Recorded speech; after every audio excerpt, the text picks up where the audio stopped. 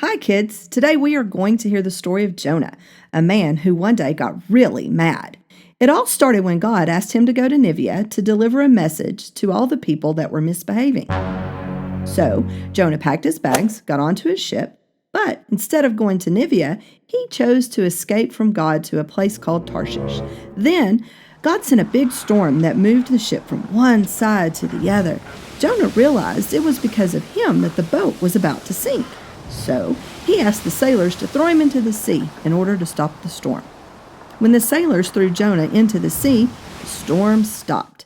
And God sent a huge fish to swallow him. And guess what? Jonah was inside of the fish for 3 days and 3 nights. While being inside the fish, Jonah prayed to God, and God commanded the fish to spit Jonah onto dry land.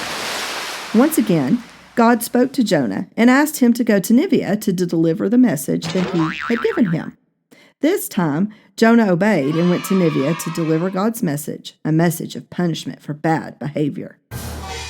When the people heard God's message, they got really sad, and together they asked God for forgiveness. So, when God saw that they were sorry, he decided not to punish them and gave them a second chance. When Jonah realized that God had changed his mind, he got really mad and said, "I knew you were a merciful and compassionate God, slow to get angry and filled with unfailing love. That's why I didn't want to do this in the first place." Then Jonah went out of the city and sat down and waited to see what would happen to the city. Since it was really hot that day, God arranged for a leafy plant to grow where Jonah was to protect him from the sun.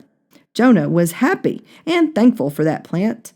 But the next day, God sent a worm that ate through the plant, and then a wind that would blow upon Jonah. The sun beat down on Jonah so hard that he got really mad once again.